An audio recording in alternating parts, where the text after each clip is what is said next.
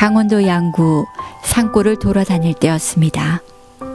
길을 가다 우체부 아저씨를 만났습니다. 총각은 우체부는 아닌 것 같은데 뭐 한다고 그렇게 돌아다니요? 아예 예수님 전하려고요. 그러면 저기 양구리 산 2개를 넘어가 보더래요? 거기 외딴 집에 한 할머니가 사시는데 혼자 사시는 것 같습니다. 과연 그 우체부 아저씨가 말한 대로 산을 2개 정도 넘어가니 할머니 한 분이 사는 집이 한 채 보였습니다. 할머니, 안녕하세요. 할머니는 말을 건네도 아무런 대꾸도 하지 않으셨습니다. 70에 가까운 연세였지만 손수 밭을 일구어 감자, 옥수수로 생활을 이어가고 계셨습니다. 나는 이틀 동안 그 집에 머물면서 이 마을 저 마을에 복음을 전하다 밤이 되어서야 돌아오곤 했습니다. 할머니는 늘 호롱불 밑에서 옷을 깁거나 혼자서 묵묵히 이런저런 일을 하실 뿐 나에게는 한 말씀도 하지 않으셨습니다. 나는 처음에 할머니가 벙어리가 아닌가 생각했습니다. 그런데 사흘이 지난 후에 할머니가 말문을 여셨습니다. 총각은 우타일의 산골로 댕기나? 나는 내심 놀랐습니다. 말을 할 줄 알면서도 사흘 동안 말문을 닫은 할머니의 사연이 궁금해졌습니다. 아, 예수님 전하려고요. 예수? 이런저런 이야기를 주고받다가 할머니의 사연을 알게 되었습니다. 남편과 일찍 사별하고 자녀를 키울 능력이 없어 2 자녀를 어린 나이에 다른 집에 양자로 보내신 분이었습니다. 그리고는 혹시나 아이들이 돌아올까 70평생을 아무도 없는 오두막집에서 홀로 사신 것이었습니다. 할머니는 글도 몰랐고 세상과 완전히 단절된 분이었습니다. 나는 일주일을 지내면서 할머니에게 복음을 전했습니다. 할머니의 주름진 피부, 거칠고 두툼한 손, 고독이 드리운 눈은 할머니의 인생을 말해주는 듯했습니다. 그 후로 양구에 갈 때마다 나는 할머니 집에 들렀고 할머니는 삶은 감자를 준비해 내놓으셨습니다. 언제부터인가 할머니는 나를 기다리시는 듯했습니다. 산을 넘어 할머니 집이 보일 때면 할머니는 멀리서 나를 알아보시고는 손을 흔드셨습니다. 어느 날 밤 할머니는 조용히 말문을 여셨습니다. 전도사가 믿는 예수, 내도 믿으면 안 되나? 나는 놀랍고도 반가웠습니다. 안 되긴요. 할머니, 예수님을 진심으로 믿으시겠어요? 나는 호롱불 밑에서 할머니의 손을 잡고 기도를 했습니다. 주 예수님, 나는 주님을 믿고 싶습니다. 나는 주님을 믿고 싶습니다. 할머니는 또박또박 나의 말을 따라하시며 예수님을 마음으로 받아들이셨습니다. 그리고 몇 달 후 할머니는 나에게 말했습니다. 전도사, 내도 세례 받고 싶은데 세례 줄 수 없나?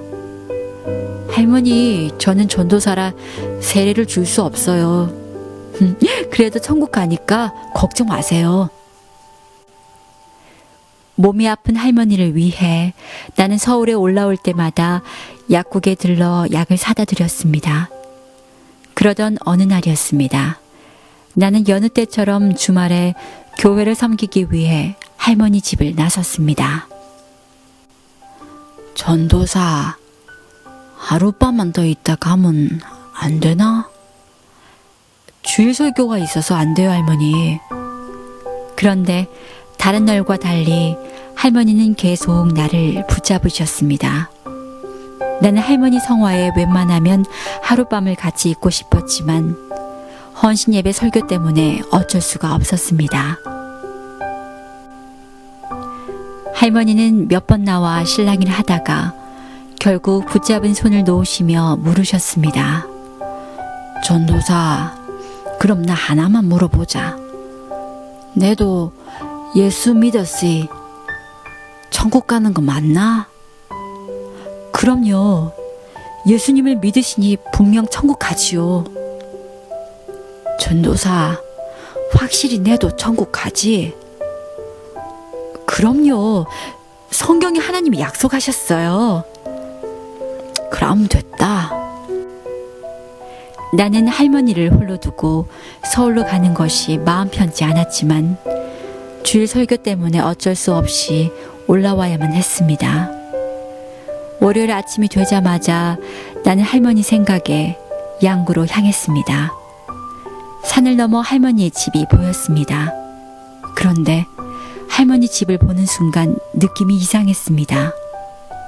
문 앞에서 할머니를 불렀습니다. 할머니! 할머니! 인기척이 없었습니다. 문을 열었습니다. 할머니는 꼼짝도 않고 누워 계셨습니다. 할머니, 전도사예요. 일어나 보세요. 그제야 나는 할머니가 이미 숨을 거두신 상태라는 것을 깨달았습니다.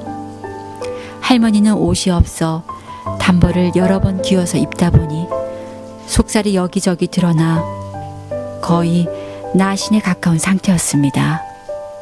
악취가 풍겼습니다. 인적 없는 산골에 시신과 단둘이 있으려니 갑자기 겁이 덜컥 났습니다. 나는 밖으로 뛰쳐나왔습니다. 고개를 넘어 쉬지 않고 달리다 할머니의 오두막집을 뒤돌아 보았습니다. 그때 나의 손을 잡았던 할머니의 손, 하루만 더 함께 머물러 달라던 할머니의 음성과 그 애절한 눈빛이 떠올랐습니다. 그리고 할머니 한마디, 전도사, 나 죽어도 천국 가는 거 맞지? 그 한마디가 순간 내 영혼을 울렸습니다. 나는 마을 사람들에게 할머니의 죽음을 알리고 도움을 요청했습니다. 그러나 할머니의 시신을 염하는 일을 아무도 도우려고 하지 않았습니다. 늘 외롭게 혼자 사신 할머니는 죽어서도 외로운 분이었습니다. 나는 가게에서 소주 한 병을 사서 할머니의 몸을 닦았습니다. 흐르는 눈물을 주체할 수가 없었습니다. 염을 마친 후 시신을 뒷산에다 묻어드렸습니다. 그리고 할머니의 사망 신고를 하기 위해 군청을 방문했습니다. 그런데 군청 직원으로부터 뜻밖의 말을 들었습니다. 그런 할머니는 없어요. 주소 불명입니다. 사망 신고를 할 수 없습니다. 할머니는 대한민국 국민도 아니었습니다. 다시 할머니 집으로 돌아와 가재 도구와 옷가지를 마당에 모아 불태웠습니다. 불길은 시커먼 연기와 바람을 타고 하늘 위로 올라갔습니다. 할머니의 마지막 한마디가 자꾸만 나의 가슴을 울렸습니다. 내도 천국 갈 수 있지. 그렇게 끊임없이 메아리 치는 듯한 그 한마디가 눈물이 되어 하염없이 흘러내렸습니다.